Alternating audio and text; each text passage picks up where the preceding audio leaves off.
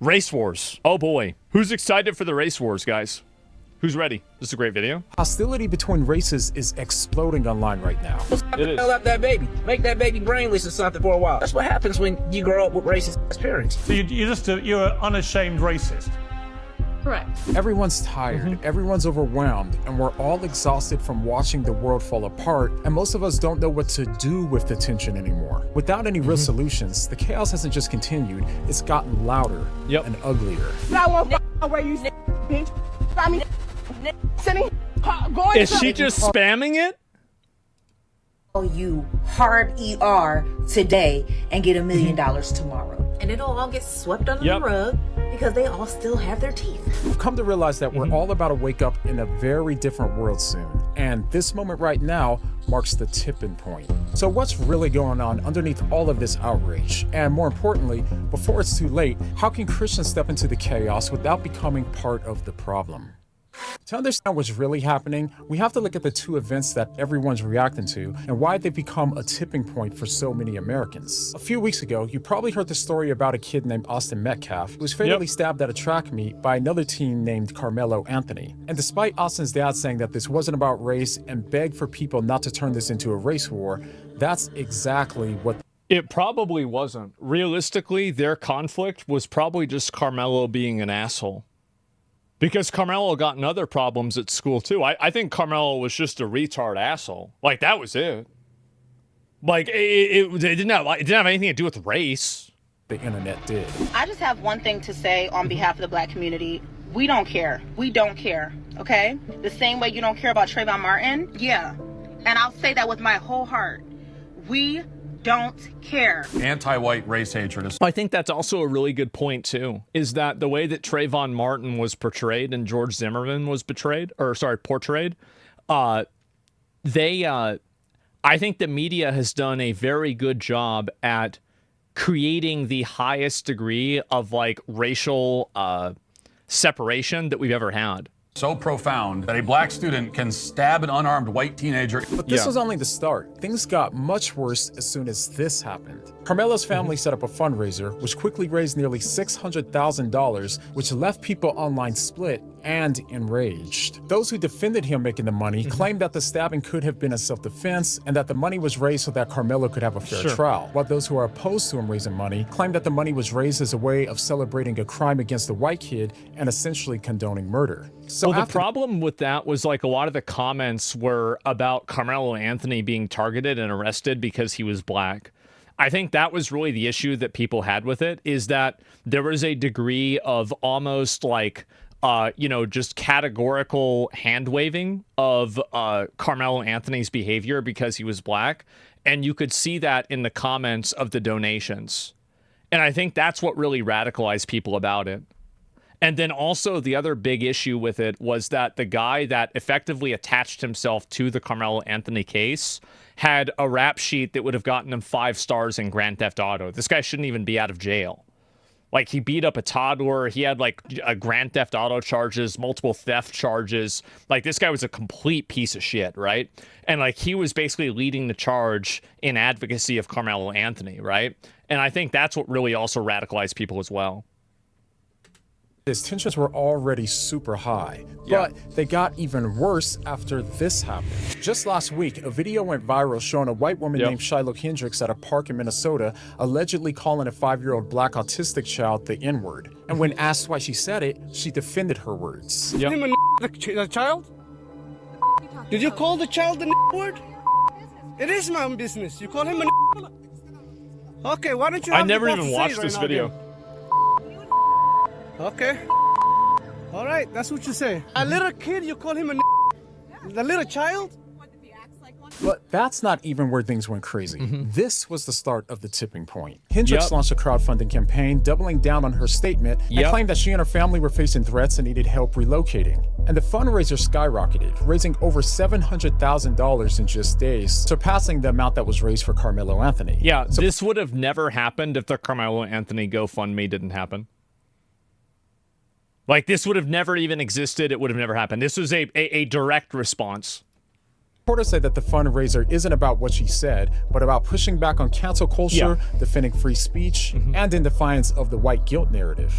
While those who were opposed to her raising money are claiming that the reason why she got so much support is because she's racist, and that this is essentially about people wanting to condone racism. And ever since all of this— Both sides are right. That's the truth. Both sides of this are right. This went down, a digital race war has exploded on platforms like X, with so many people saying absolutely horrific things about the other race. And this isn't just one or two people saying things like this. Literally thousands of people have been openly calling for violence or hatred, or retweeting statements of violence and hatred towards the other race, as calls for segregation keep continuing to stack up more and more each day. But the more that this race battle continues to evolve, I think the reason why this started to happen is actually because of BLM and the riots in 2020, and the fact that the government didn't immediately shut them down. And I think that because of that, it gave people the mindset that because it was like a BLM riot and it was a racially coded like thing, that it was okay for these people to behave this way, and it radicalized a lot of people. And it's kind of like, do you remember what I was saying earlier today about how like the big problem in, I think, Europe, and not all of Europe, but the countries that are having these issues like France and the UK with like these Muslim migrant gangs is not that they're happening. It's that the government turns a blind eye to it and they don't enforce the law in a unilateral way. And I think this is the exact same problem that happened in the US with BLM, is that if the BLM riots had happened, and immediately they were shut down by the National Guard or some other variation of that, I don't think that we would have seen this type of escalation that would have happened. But the problem is that you could see these riots happening and everybody could watch it happening, where they're burning down businesses that have nothing to do with this. They're, you know, like stealing from stores. And also, like, when I say they, I'm not talking about black people, because there are tons of white people that were participating in this as well, and Latino people and everybody, right? This wasn't a, you know, like, it wasn't even really a race war. It was just all of these people getting together and doing this. But they were doing it for this cause, and the cause was, of course, attached to a race, which was obviously black people, right? And so this happens, and then you have everybody freaking out and getting really mad about it, because they see the obvious injustice of, you know, houses being destroyed, businesses being burned down, cars getting, you know, looted, stores being completely stolen, everything stolen out of the store, and nothing happened. And the people that were calling it out were almost being portrayed as racist. And I think that that radicalized people more than any KKK rally ever could. And I think it did so to a magnitude of like 10,000 times more. And I think that almost all of the race problems that we have, I think they date back to like two different points. I think that woman saying the Trayvon Martin case, I think that was one really big point. And I think the second point was BLM. It was the selective reporting and the biased reporting of interracial violence between, you know, white and black people in the 2010s. And then the crescendo of that, the climax of that, was those riots in 2010. And now you're seeing a huge reactions to OJ verdict. The fact is, I'm 34. I don't remember that very well. So you could be right, but this is my frame of reference based off of like my lifespan. What about the injustice? Do black people still suffer to this day? Do people not see that part? Well, like, which injustice do you mean, right? So, like, are you talking about, like, for example, like, I don't know, like, I think that if you're talking about, like, any sort of, like, structural, like, injustice that a black person is dealing with, because, and here's the thing, right, and this is very important to keep in mind, is that I do think that there are elements of racism that are prevalent, and I do think that sometimes, you know, black people do get treated worse by police by the nature of the color of their skin. I think this happens. I think it does happen. But the problem is that there are so many bad actors that are on both sides that are trying to pretend like it always happens, and there's other people trying to pretend like it never happens. And so you have two sides of people that are intentionally dishonest, that are misrepresenting a legitimate problem, and it makes everybody worse. It makes everything worse. And so that's really it. Only inherited wealth. You know, well, I mean, like, the thing is that I think that black people are at a number of like kind of cultural disadvantages. I think that generational wealth is probably the best example that I can use of it. That's the most material that I can make an argument for. But It's very hard to have honest conversations about these things because the conversations are dominated by dishonest people.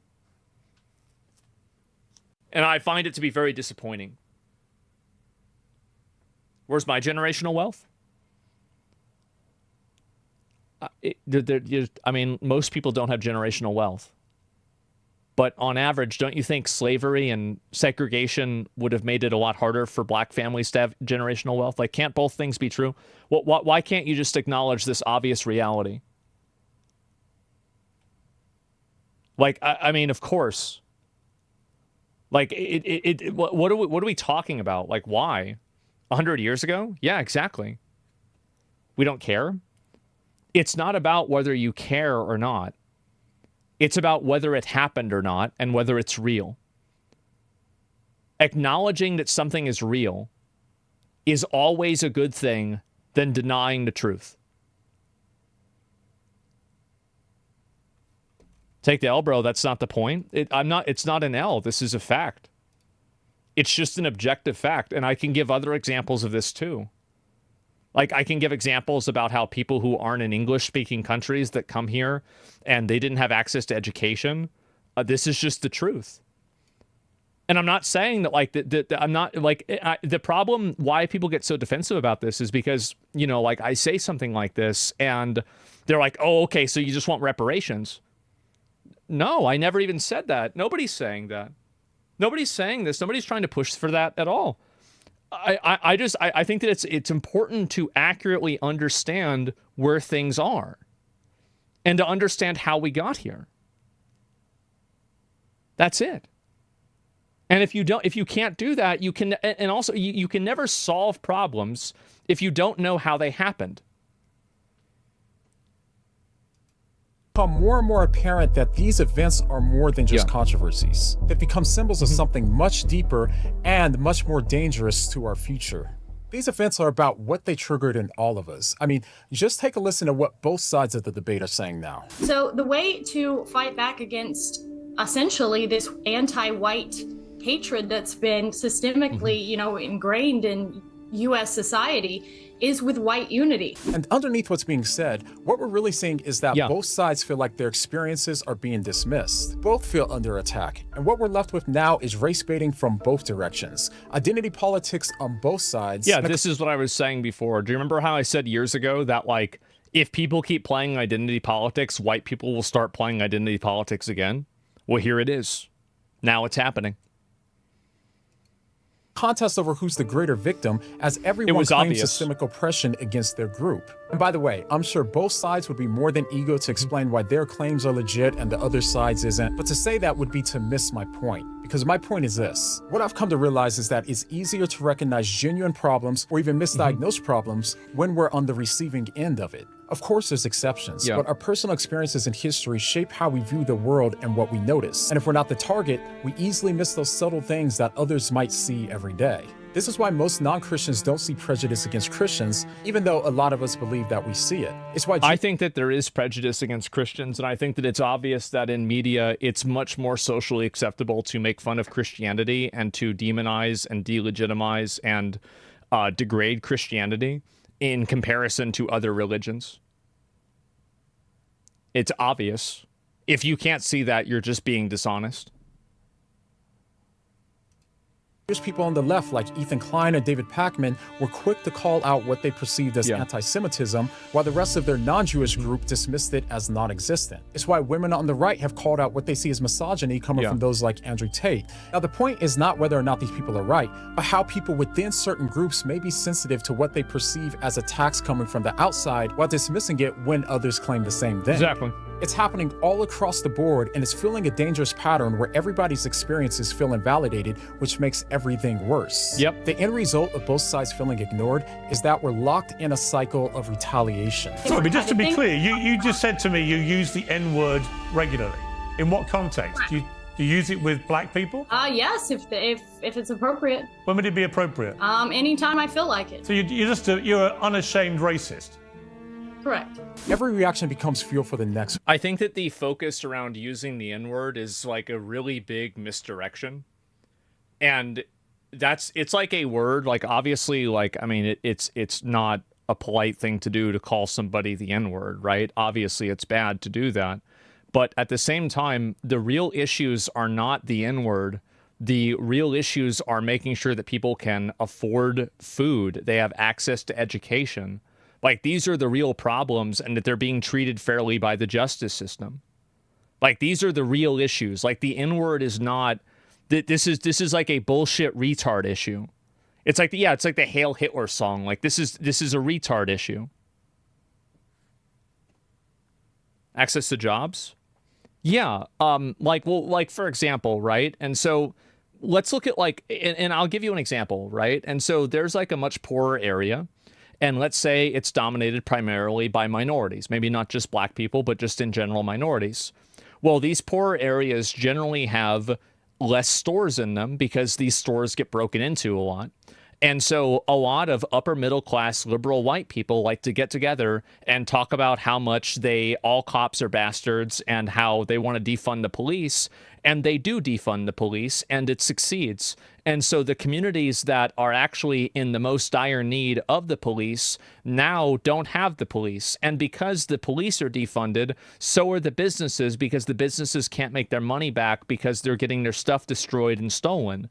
So then you have the good businesses that are moving out of these areas that are underprivileged.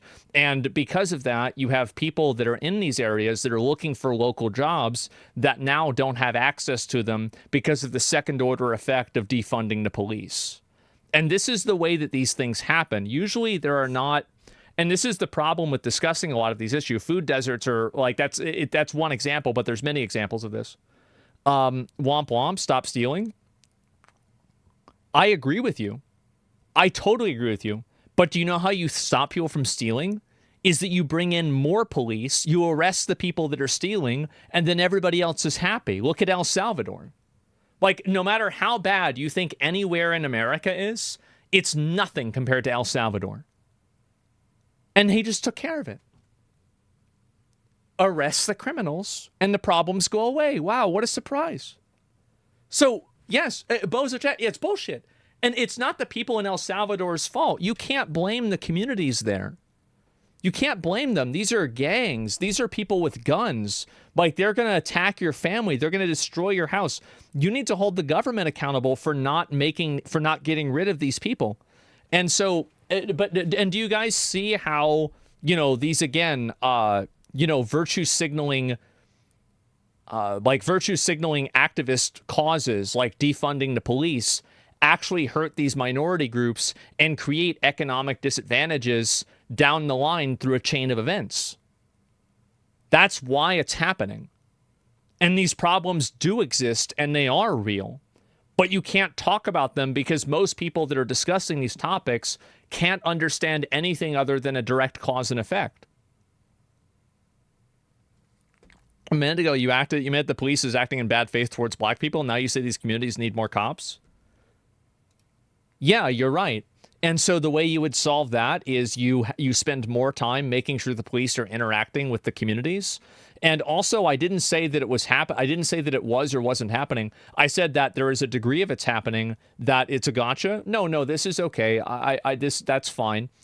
There is a degree of it that does happen, but the problem is that addressing it is impossible because you have two groups of people on both sides that are unwilling to cede any ground.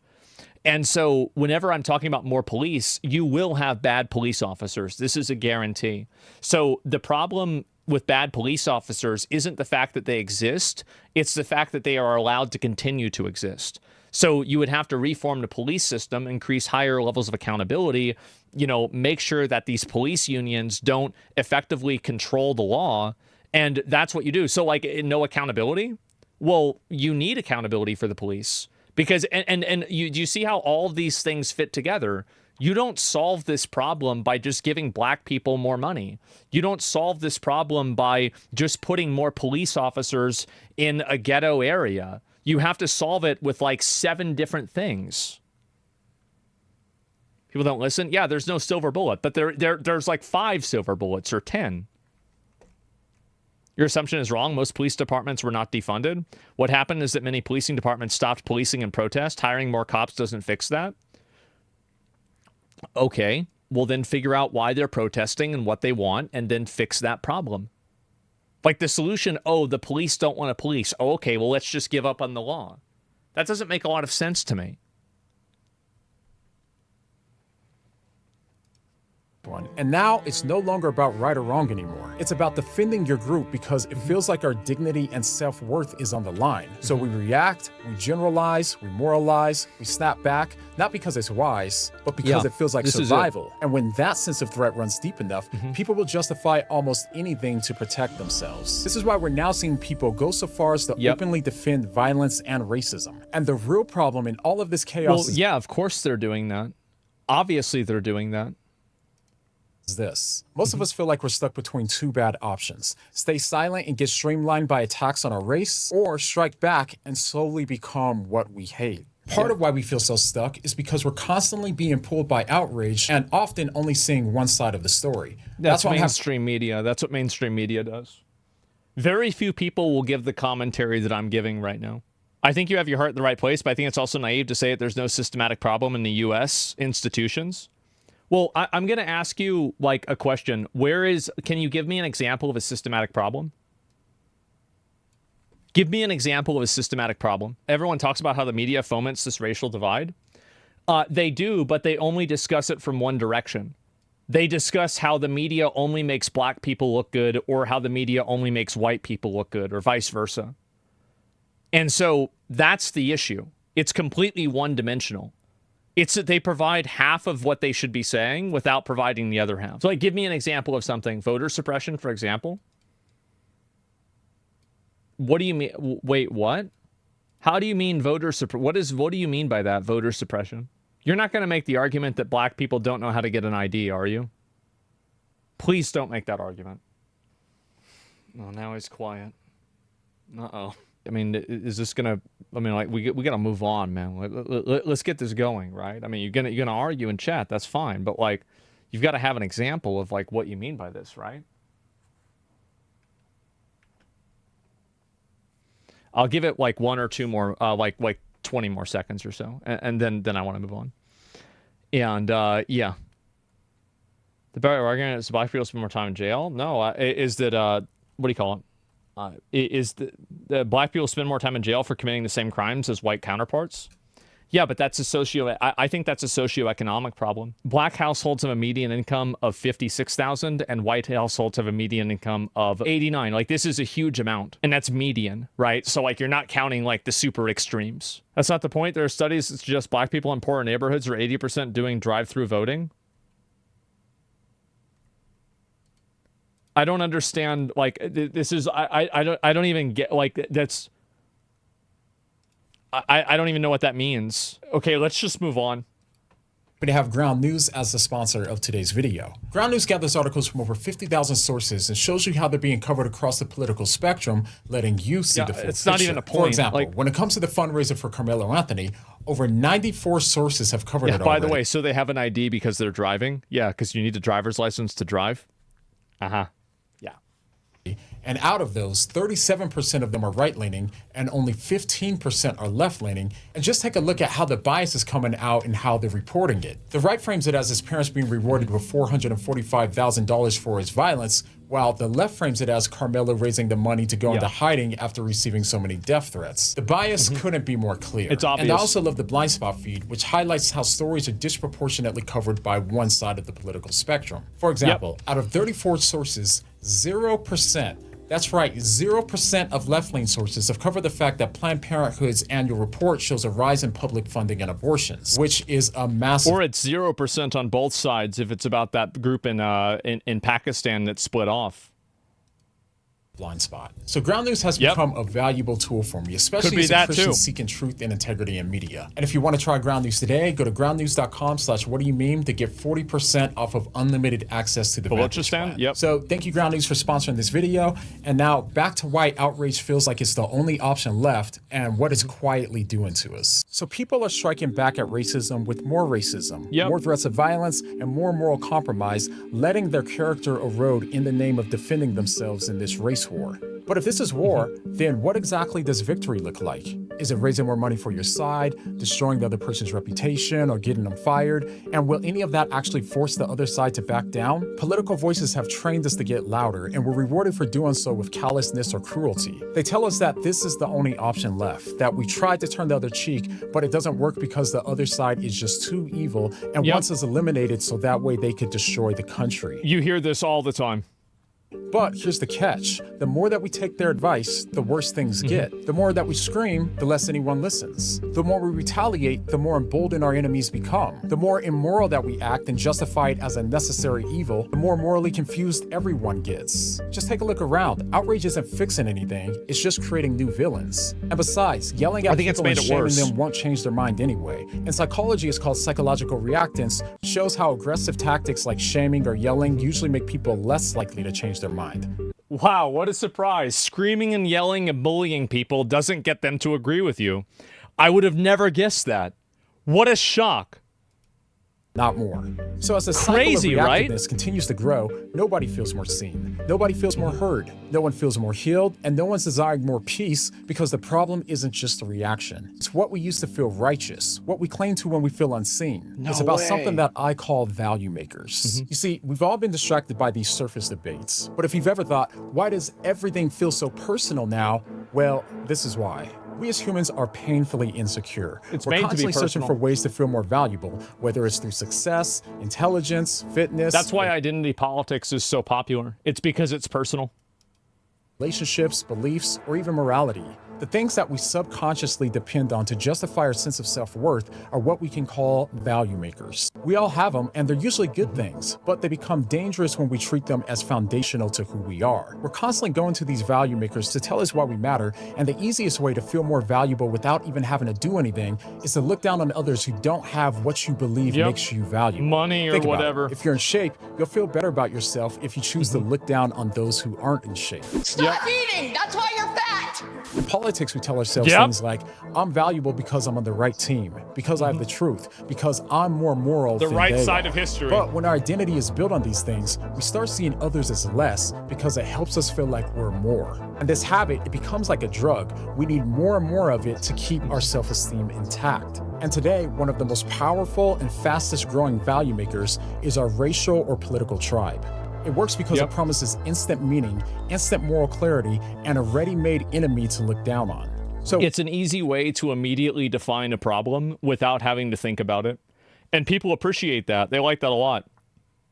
No, you like to call it a tribe? No, that's what it is. Yeah, he's totally, he's completely right.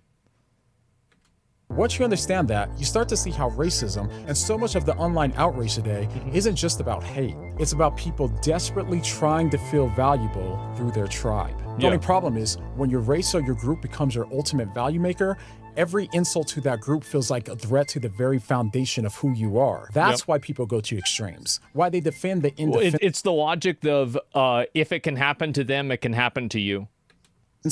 Because it feels like they're defending their very identity. But like virtually every other value maker, seeking comfort in your tribal identity won't make you more secure in who you are, but only more insecure. You'll crumble when your side loses, when your group gets mocked, when you don't feel affirmed. And when your identity is built on something that fragile, you'll always be on edge, always defensive. I think that if you build your identity on something that you didn't earn, you're always going to have problems, and you will have issues just down the line with like 50 different things.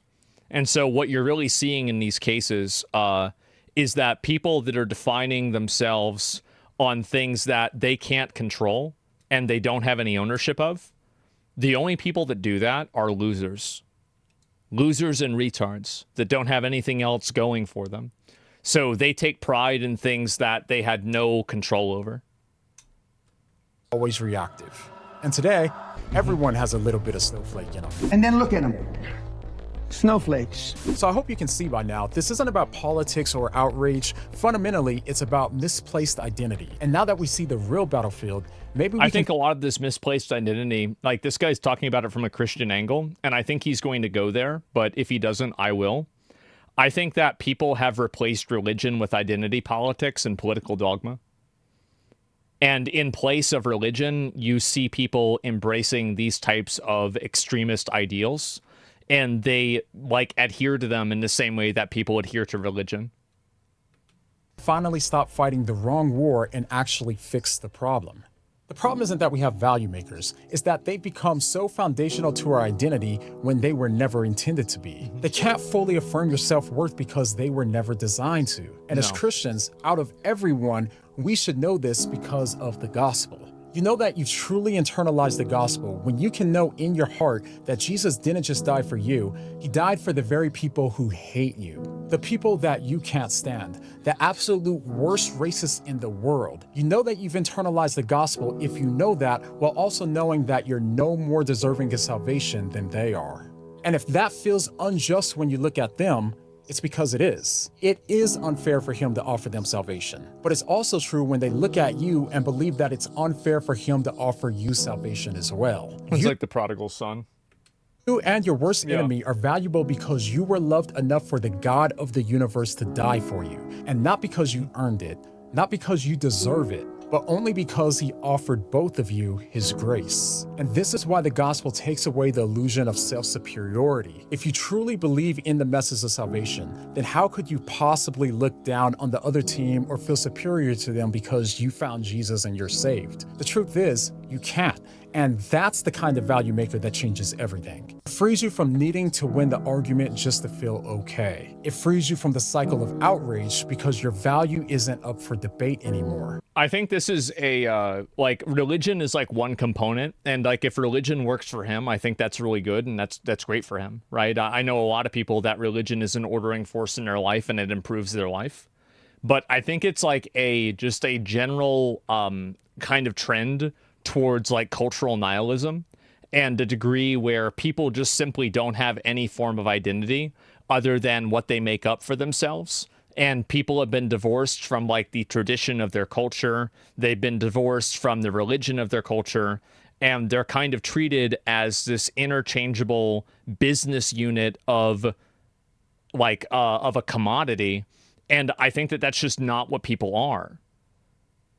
Well, I'm saying religion would be a great guide. Yeah, killing people for using the wrong calendar. Well, there's obviously, I mean, like the thing is that, I mean, you can look at any value system, like you're going to have people that take it to an extreme and are crazy. You don't have to defend your race like your worth depends on it. You don't have to drag the other side down just to lift yourself up. Your identity is no longer built on the tribe, it's built on the cross. So yes, fight for justice, but don't fight like the world. Don't cling to your tribe like it's your salvation. It's not. This whole world and all of these worldly titles causing division are fading away. Jesus didn't die to save your race, he died to save your soul. I mean, this is religion, but I think the real problem is the government. The government not adhering to the law and not enforcing the law accurately and treating people fairly is what causes these race wars. That's what really causes it to happen. Because, I mean, the fact is, like, religion helps, but, I mean, I'm pretty sure a lot of people in like, the Middle East, for example, are religious, and they've been fighting each other forever. So, like, it's not like religion solves the problem of, like, war, right? Because in a lot of cases, there's the spiritual and then there's the material. Where, like, a lot of these, like, wars that are fought on spiritual grounds are also about land. Speak the truth. You see what I'm saying? Do it from a place of peace, not panic. From grace, not ego. From a secure identity, not a fragile one. Because in Christ, you were fully known and fully loved. You were worth dying for, and not because you had the right views or anything good that you've done, but because of who he is. And when that's your foundation, you can finally stop fighting for your value because it was already secured at the cross. Hey, thanks so much. That's what I've always felt like with me, right? Is that's why I don't really like, I don't spend a lot of time, like people like insult me or like they'll get mad at me or like be hostile to me. Is that like, I don't really think that it matters what those people say because like my own personal value is what really matters the most. And so like, if I'm happy with what I'm doing and I'm satisfied with what I'm doing, then other people's perspective on it doesn't really make a difference. You can't compare Muslims with Christians. Of course, there's a war in the Middle East. Well, I mean, Christians have found ways to kill each other too, right? I mean, like Muslims don't have a monopoly on being crazy. You know, Christians, we've done that ourselves too. Like, I mean, I don't like, and that's the problem, right? I mean, just it's again, it's the dishonesty. That's the big issue. For making it to the end of the video. It really does mean a lot, and it helps us in the algorithm. Now, if this video shook you, even just a little, it's because we're not just dealing with headlines. We're dealing with spiritual deception dressed as tribal loyalty. We make videos like this because we believe that Christians need clarity in a culture that's full of confusion and the courage to follow Christ without compromise. But creating this content takes hours of research, writing, editing, and planning, and right now, I'm doing most of it myself. And to keep up with what's happening in the world, and to go deeper without compromising truth or quality, I'm working to hire my first full-time member to help carry the load. Good for So him. if you've ever watched one of these videos and thought, man, more people need to hear this, supporting on Patreon is one of the most impactful ways that you can help make that happen. And if that's something that you want to help build, not just support, then I want to invite you to join me on Patreon. The link is down below in the description, and it really does help more than you probably realize. All right, so thanks again for watching, and I'll see you guys in the next one. I think one thing, if he ever sees this, is one really insightful and helpful thing for me is to have a Discord community. And that way I can have like a group of people that will like send things to me and give me insights that I wouldn't have naturally seen. And I think that definitely, like, if you have one person, that's good. But like, for example, like we have so many people, like, you know, we have like, for example, a mod that was in Serbia. And so like when they had those Serbian protests, like we got to hear it straight from the horse's mouth, right? Like effectively, there's the, Free Jam. Yeah, that was Free Jam, right? And so there's the video, give it a like. And I feel like, I mean, that's one thing that helped me out a lot. And, you know, this channel, it's got, 500,000 subs, and this video is doing pretty well. Give it a like, give them a sub. I think this is good. And overall, I feel like there's a lot of ways, like, the thing is, like, religion isn't going to be like the solution for everybody, I don't think. And I think that a lot of people, especially like kind of like people that have like my inclination, religion is like kind of it's a pretty tough pill to swallow.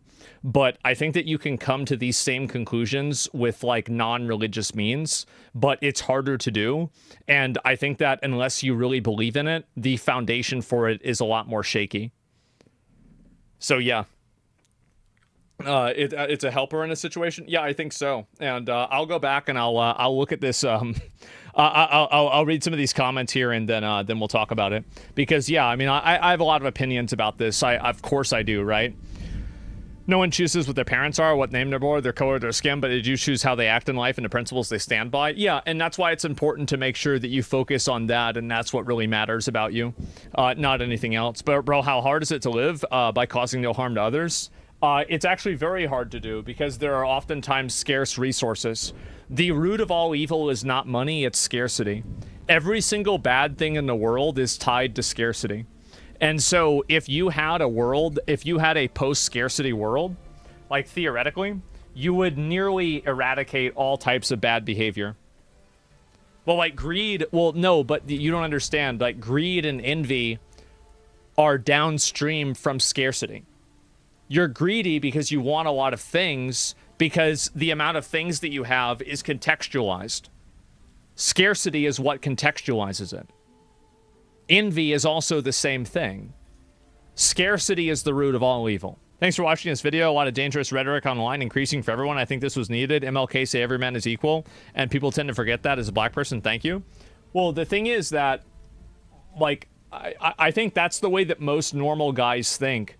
And I unironically think this is probably, maybe this is crazy, but I probably have, like, if you had an Asmongold, like, fucking community meetup and, like, everybody submitted their photos, we would probably have a more diverse group of viewers than almost any other community on the internet.